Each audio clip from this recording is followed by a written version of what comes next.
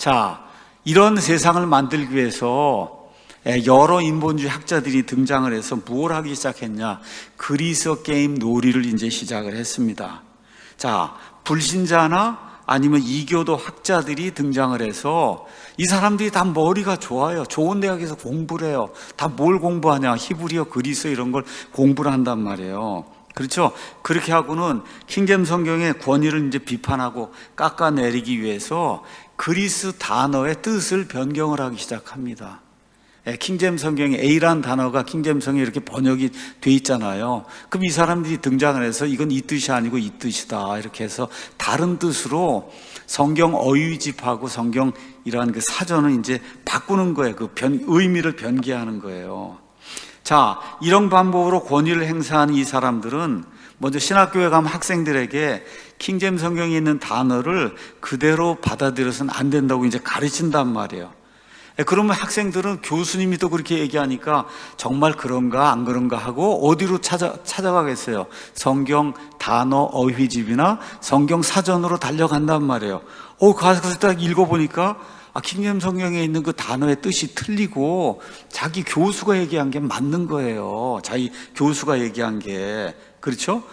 그럼 킹제임스 성경 역자들이 이 그리스어 단어, 이 히브리 단어를 이걸 잘못 번역했구나. 이렇게 이제 확신을 갖게 된단 말이에요. 근데 문제가 뭐네요? 사실은 정반대의 일들이 이루어지는 거예요.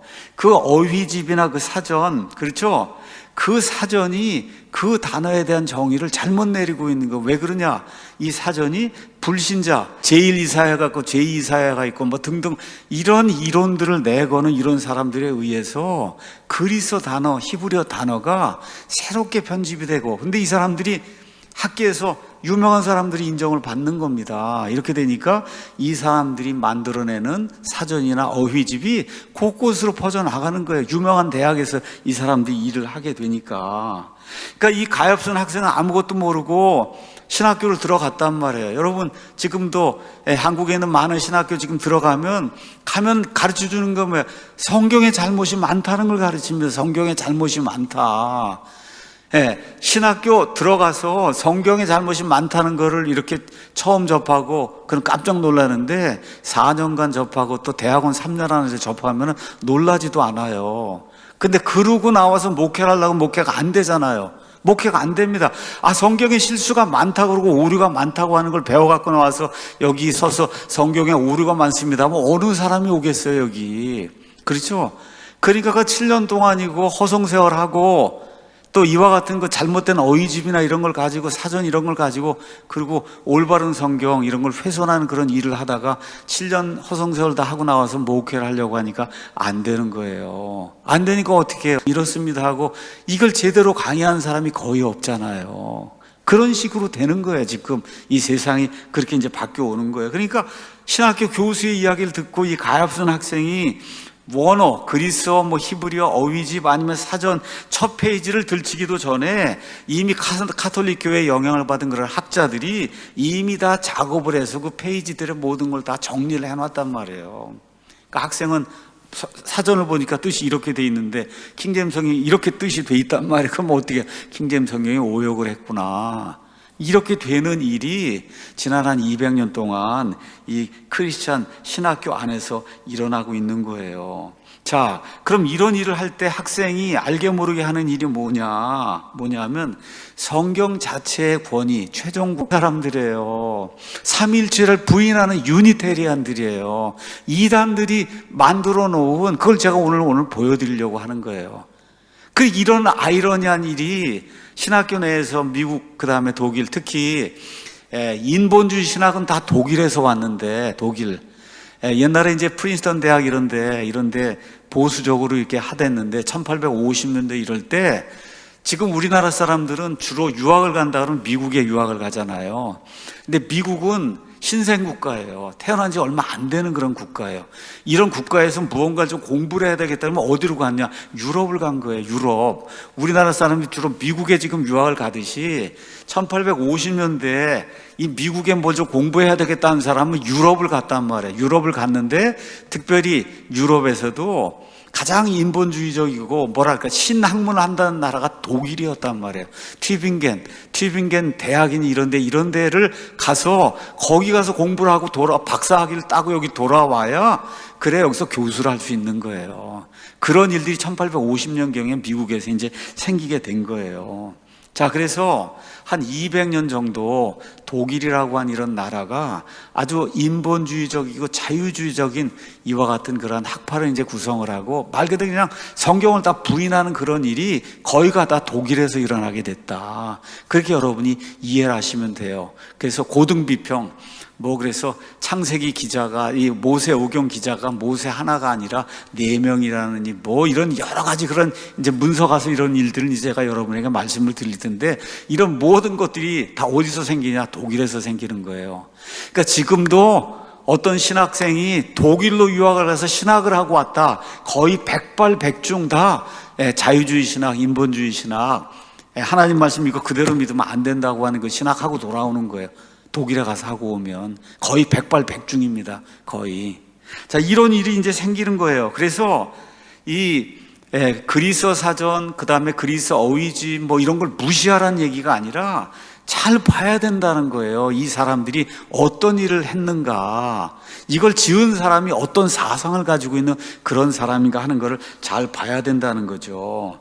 근데 문제가 뭐냐? 순수한 동기에서 공부를 좀 더 열심히 해보려고 사전집을 찾아보고 어휘집을 찾아보다가 이런 어처구니 없는 일을 당하는 겁니다, 이게. 그게 지금 마귀가 지금까지 해오고 있는 거예요. 예를 들어, 미국의 이제 유명한 근본주의자 중에 존 라이스라고 하는 사람이 있어요.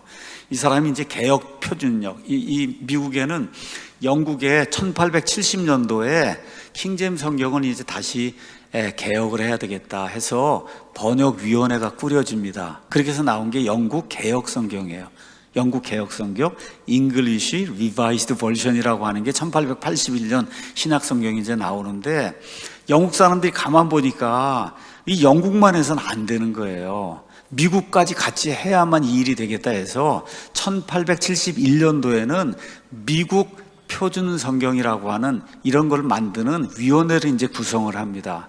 그러니까 1870년에 영국 개혁 성경, 1871년에 미국 표준역이라고 하는 American Standard Version, 이거를 만드는 이와 같은 위원회를 만들어요. 그래서 American Standard, 이 English 리바이스 버전 1881년부터 나오고 그게 나왔는데 아메리칸 스탠다드 버전이 동시에 나오면 성경 장사가 안 되잖아요. 성경 장사가. 그러니까 20년 있다가 1903년경에 아메리칸 스탠다드 버전이 미국에서 나왔는데 내용은 거의 똑같은 거예요. 내용이. 근데 아메리칸 스탠다드 버전 해갖고 미국 표준역이라고, 요새도 또 무슨 표준이 하나 나왔다고 그러는 것 같은데 표준이라고 해놓으니까 사람들이 야 이게 표준인가 보다 이렇게 생각을 하고, 그리고 이걸 봤는데 읽어보니까 형편없는 거예요. 그래서 표준역이 나오자마자 사람들이 거들떠 보지도 않는 그런 일이 이제 생긴 거예요. 그러니까 안 되겠다 해서 이걸 다시 한번 개정을 해야 되겠다 해서 나온 게 Revised Standard Version, 개정 표준역이라고 하는 것이 이제 나왔어요. 영어로 RSV라고 하는 것이 나왔는데 문제는 뭐냐? 이런데 이제 가서 단어를 이제 변경을 하는 겁니다. 저 한번 가서 보시면 이사야서 7장 14절. 미국의 근본주의자 중에 라이스라고 한 사람이 개혁 표준 이런 성경 이런 게 좋은 거다 이렇게 이야기하는데, 실제로 여기 가서 보면 영어 킹제임 성경에는 그러므로 주께서 친히 한 표적을 너에게 주시리니 보라 처녀가 virgin, 처녀가 수태하여 아들 낳고 그의 이름을 임마누엘이라 하리라. 이게 지금 마태복음에, 그렇죠? 예수님에 대해서 기록이 되면서 예수님이 임마누엘이다, 우리와 함께 계시는 하나님이다. 여러분, 그래서 마리아가 처녀 탄생을 통해서 예수 그리스도를 낳잖아요. 그러니까 이게 표적이에요. 표적, 사인이란 말이에요. 이건 보통 이 사회에서 자연적으로는 이루어질 수 없는 그런 일이란 말이에요. 그렇죠? 근데 RSV는 이거를 뭐라고 번역했냐? 젊은 여인이 잉태하여 아들을 낳는다. 그렇게 번역한 거, young woman이. 근데 우리나라 지금 가톨릭 성경도 똑같아요.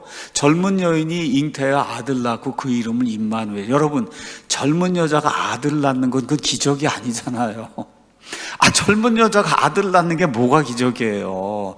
처녀가 아들 낳아야 기적이잖아요. 처녀가 아들 낳아야 그게 표적이고 기적이고, 그래서 예수님의 성육신이 이렇게 입증이 되고 하는 건데, 이거를 뜻을 바꿔버린 거예요. RSV 번역위원회 의장이던 와이글 박사라고 한 사람이 히브리어 영어 어휘집에 가서 살펴보니까 여기 나와 있는 그 히브리어 단어는 알마인데, 이 알마는 가서 살펴보니까 처녀가 아니라 젊은 여자더라. 그러니까 우리 RSV는 젊은 여자로 번역을 해야 된다. 그렇게 이제 발표를 한 거예요. 근데 문제가 뭐냐? 자신이 사용하는 그 어휘집이 불신자가 만든 그런 어휘집이라는 건 사람들에게 알려주지 않는 거예요. 그렇게 알려주지 않으니까 그 이후부터 시작이 돼서, 그래서 지금 나오는 많은 현대 역본들이 이거를 처녀로 번역하지 않고, 남자를 알지 못하는 처녀로 번역하지 않고 지금 젊은 여인으로 번역하는 그런 어처구니 없는 그런 일이 지금 이 세상에서 발생하고 있는 거다. 무슨 얘기인지 아시죠? 히브리어니 그리스어의 그 단어 자체를 아예 바꿔버리면 처녀 탄생이 그냥 사라지고 마는 거예요. 이런 일이 사전집이나 아니면 어휘집을 통해서 이제 발생하게 된다.